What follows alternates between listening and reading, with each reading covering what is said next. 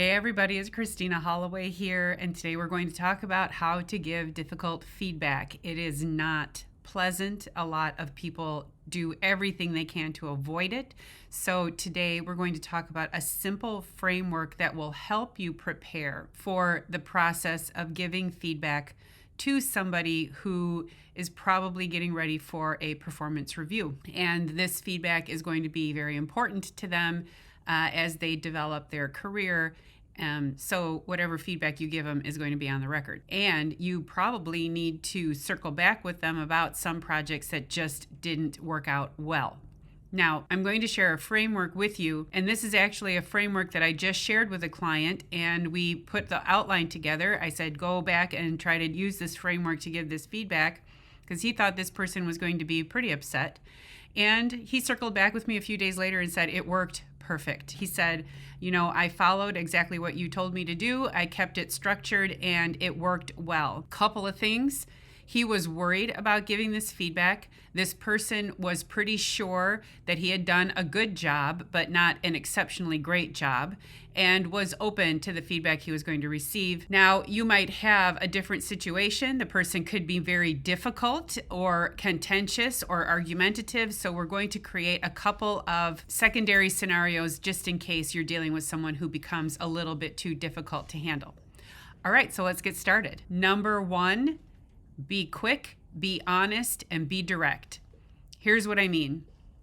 You're about to give some pretty rough feedback, especially if you feel that that person might feel like they're blindsided by the feedback, and you know that you're going to set them up for a difficult conversation. You want to just not beat around the bush, and you want to be very direct and honest, and you want to just spell it out exactly the way it happened. So leave as little emotion out of it and as little I believe or I think or I've determined. So more of it is about the facts. Look, the parameters for the project where you were supposed to get these 3 things done within this time frame, you got 1 of the 3 things done, and you really didn't circle back with me to let me know that you were behind or that you needed help. Real straightforward. There is nothing to misinterpret here. It is just the basic facts. And you're going to tell them, because of this, it's going to be reflected on your performance review, and we're going to talk about it today. Now, this is going to set you up for open discussion. They absolutely are going to want to respond, which is why in number 2, let them vent.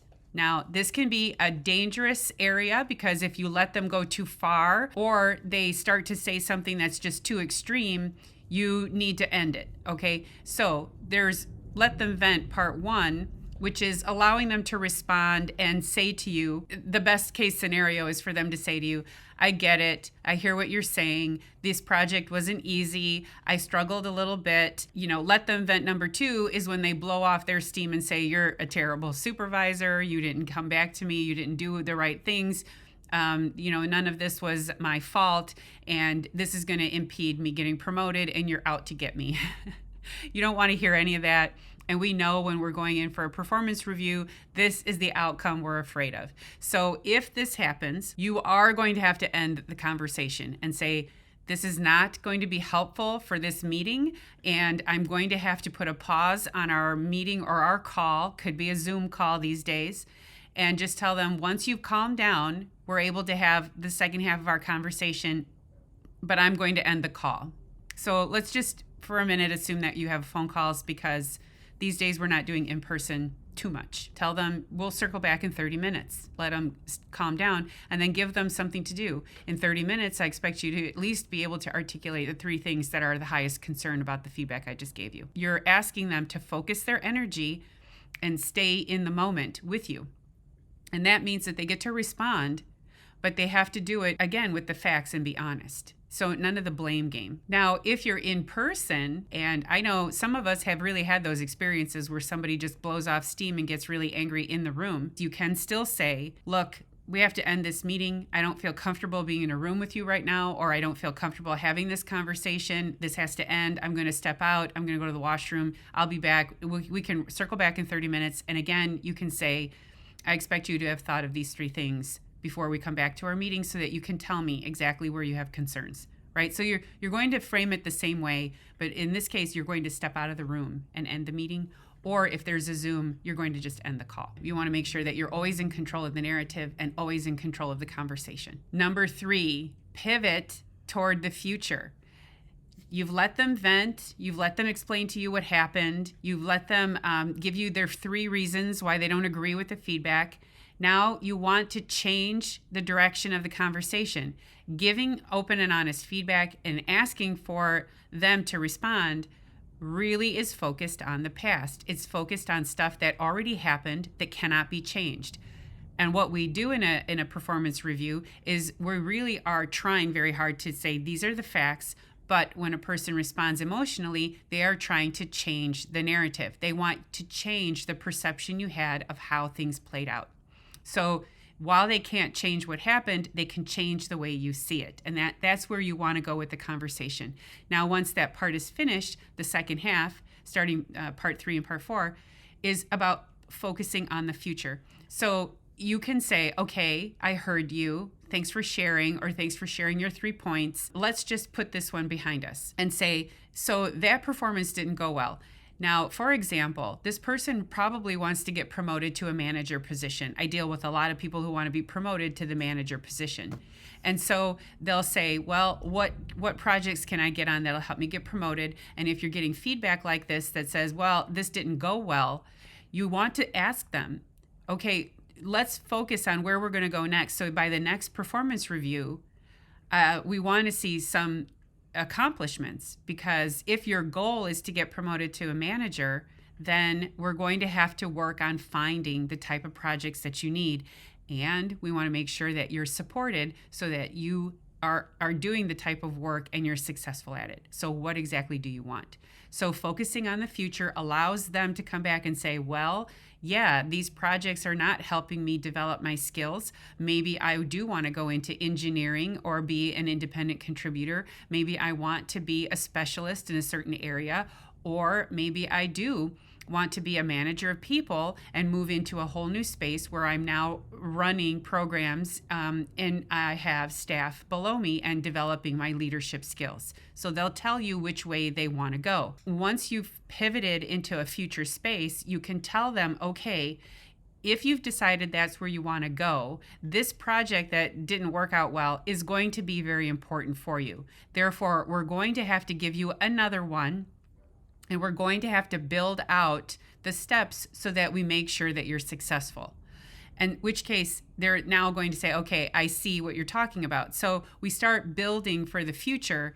Your feedback on the first half is about, here's why I feel like this wasn't successful for you. And now the second half is saying, what can we do going forward so you feel more supported? And also, are you getting the kind of projects and assignments that you think would be valuable?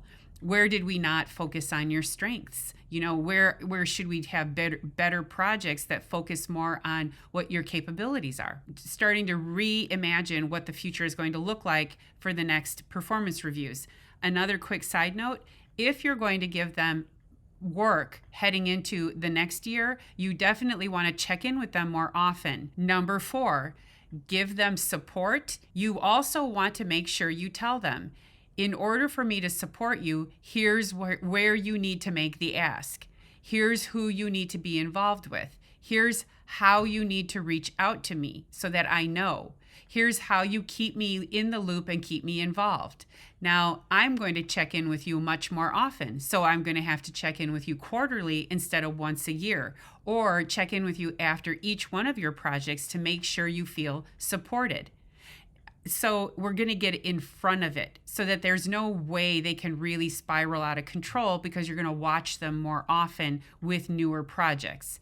And so you've now taken a conversation that was really all about giving feedback and feeling like it's in a negative tone, and we're redirecting it into a positive future, one that they can imagine for themselves and feel like they're moving out of a bad situation and into a more supportive, successful one. This is more about, here's where things fell off the rails. Let's talk about how this went wrong. And then if you still want to work on this type of project, let's figure out a way that we can set you up for success heading forward.